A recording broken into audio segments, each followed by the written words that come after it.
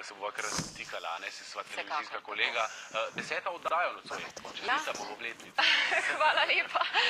To je praktično za tako oddajo šele začetek, ne, še veliko narediti, da bo oddaja dosegla svoj namen, se pravi čim širših gledalcev, ampak mislim, da bomo na dobri poti. Hej! Samo! Kaj je spet šel?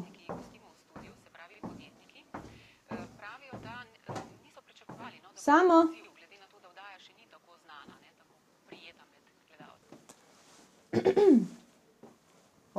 Kaj pa delaš? Ja, peš popravljam, kaj ne vidiš. A sam? Ja. Škaj, na televiziji sem videl, kako se to naredi in kar gre. Pa ne bi kakšnega mojstra poklical, ne? Ne. Zato, ker sem konec, sem še to. Pa je narejeno. Zdaj pa sem, glej.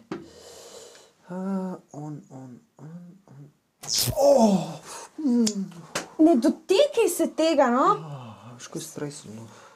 Mi da morava enega mojstra, enega strojnega inštalaterja poklicate, prav? Danes pa morajo imeti monterji strojnih inštalacij več tehničnih znanj, od branja načrtov do priprave na samo delo in pa potem tudi na koncu, da izmerijo, če inštalacije ustrezajo zahtevanim parametrom. Če za primerjavo povem samo to, da smo v začetnih časih, recimo pred 35 leti, ko smo začeli izvajati inštalacije centralne kurjave v stanovanjskih hišah, to delo izvajali 2 meseca, v tem času pa danes naredimo že cel hotel. Lahko rečemo na kratko, da včasih je poklic monterja strojnih inštalacij temeljil na mišicah, danes pa temelji na znanju.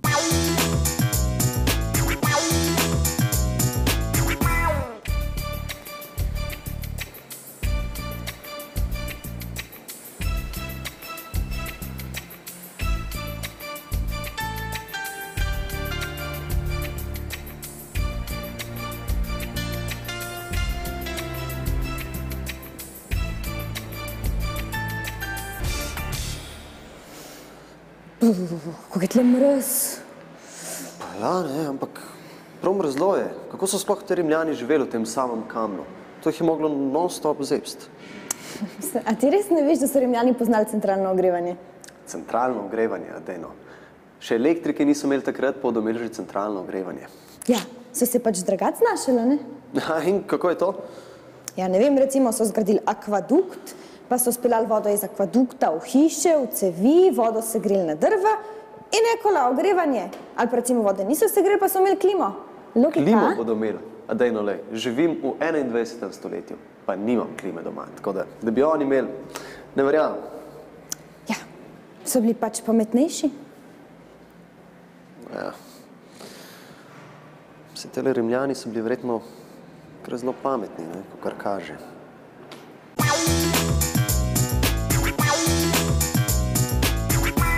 Gospod Polanec, jaz sem zvedel, da se inštalaterji strojnih inštalacij lahko pri vas srečajo z vsemi vidiki svojega poklica. Točno takole, kot ste rekli, pri nas se srečujemo z različnimi poklici oziroma z različnimi dejavnosti inštalaterjev strojnih inštalacij, predvsem inštalaterjev ogrevanja in pa inštalaterjev vodovodnih inštalacij. Se pravi, verjetno potrebujete kar veliko inštalaterjev, ne?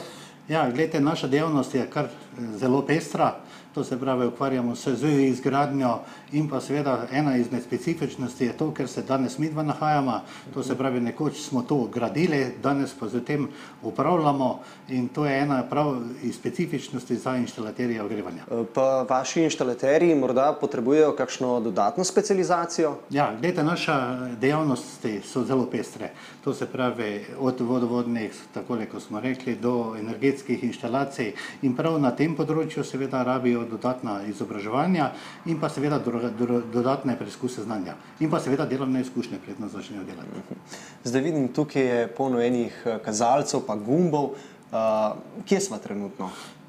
Trenutno smo v enem energetskem objektu, kateri je glavni energetski objekt za proizvodnjo in distribucijo toplote za potrebe daljinskega ogrevanja. Srečala pa bomo se tudi z nekaj novejšim postrojenjem, to se pravi novejše postrojenje pa je sočasna proizvodnja električne in pa toplotne energije. In kje je to? Ja, to bomo si malo sprehodila, pa bomo se pogledali od prostora do prostora. Gremo pogledati. Gremo.